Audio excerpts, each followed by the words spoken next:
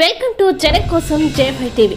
నాగర్ కర్నూలు జిల్లా కేంద్రంలోని ఓ private function హాల్లో ఎస్సీ వర్గీకరణకు వ్యతిరేకంగా మాలల ఆత్మీయ సమ్మేళనం నిర్వహించారు. ముఖ్య అతిథిగా దిగంబర్ కాంబ్లే మరియు ఉమ్మడి మహబూబ్ నగర్ ఉద్యోగ సంఘాల నాయకులు హాజరయ్యారు. ఈ సందర్భంగా మాల మహానాడు రాష్ట్ర వర్కింగ్ ప్రెసిడెంట్ జట్టి వెంకటేష్ మాట్లాడుతూ మాల మహానాడు సంఘం ఏర్పాటై 30 సంవత్సరాలు గడిచిందని 2004లో చెల్లని వర్గీకరణకు వ్యతిరేకంగా దివంగత పివి రావు అలుపెరగని పోరాటం చేసి ఎస్సీ అంటే 59 ఉపకులాలని అంతా కలిసే ఉండాలని చెల్లని వర్గీకరణని సుప్రీంకోర్టు ద్వారా రద్దు చేయించి మాలల సత్తా చాటిన గొప్ప నాయకుడు పివి రావు అన్నారు. విభజించి పాలించే మనవాద పార్టీ బీజేపీ అని ధ్వజమెత్తారు. ఈ చెల్లని వర్గీకరణని వెనక్కి తీసుకోవాలని, లేదంటే ఉద్యమం తప్పదని బీజేపీపై మండిపడ్డారు. నేను సైతమని ప్రతి ఒక్కరూ ఉద్యమం చేయాలని అన్నారు. మాలలంటే మంచితనం, మానవత్వం, 10 మందికి సహాయం చేసేవాళ్ళని ఉన్న పేరును చెడగొట్టడానికి ఈ వర్గీకరణ అని అన్నారు. ఈ కార్యక్రమానికి మాల మహానాడు నాయకులు, వివిధ సంఘాల నేతలు హాజరయ్యారు.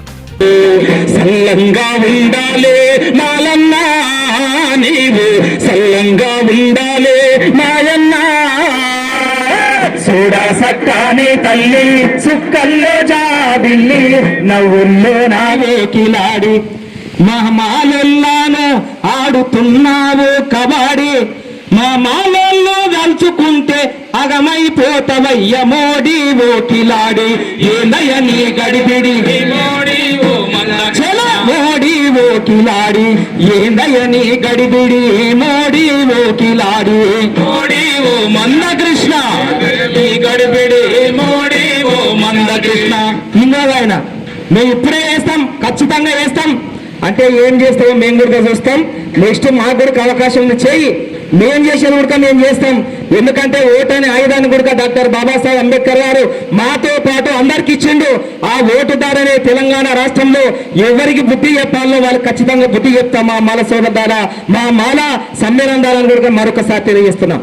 కాబట్టి మిత్రుడు, ఎటువంటి ఇబ్బందులు ఉన్నా పోలీస్ స్టేషన్ కానీ, ఎంఆర్ ఆఫీస్ కానీ, ఎంపీ ఆఫీస్ కానీ, డిఓ ఆఫీస్ కానీ, ఎక్కడ ఎటువంటి ఇబ్బందులు ఉన్నా కానీ మేము సైతం మాలలం జాతి కోసం పోరాడతాం, అందరికీ హక్కులు కల్పించే విధంగా సాయం చేస్తాం, ముందుంటామన్న ఆలోచనతోని గ్రామానికి 10 నుంచి 20 మంది వస్తే నాగర్ కర్నూలు జిల్లాలో మనమే వేల సంఖ్యలో చూపించే పరిస్థితి వస్తుంది.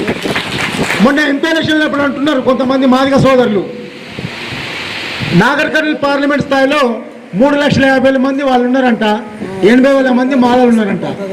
రాండి లెక్కలు పెడదాం, ఓ 20 కార్లు వేసుకుందాం, మాల జాతి ఓ 10 కార్లు, మాదిగ జాతి ఓ 10 కార్లు వేసుకొని గ్రామ స్థాయి నుంచి సర్వే చేద్దాం. మాల జాతి ఎక్కుందా, మాదిగ జాతి ఎక్కుందా తెలుసుకుందాం. అట్లా తెలుసుకోకుండా నోటికి వచ్చిన సొల్లు మాటలు మాట్లాడుతూనే ఉంటారు. అది కరెక్ట్ కాదని వాళ్ళు కూడా తెలుసు.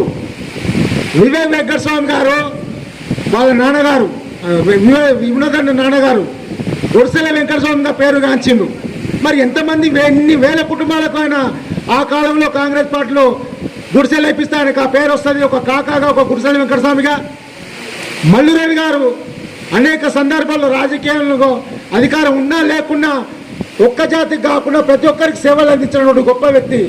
ఇటువంటి సీట్లలో వాళ్ళు పోటీ చేస్తామంటే ఎంతవరకు సమంజసం?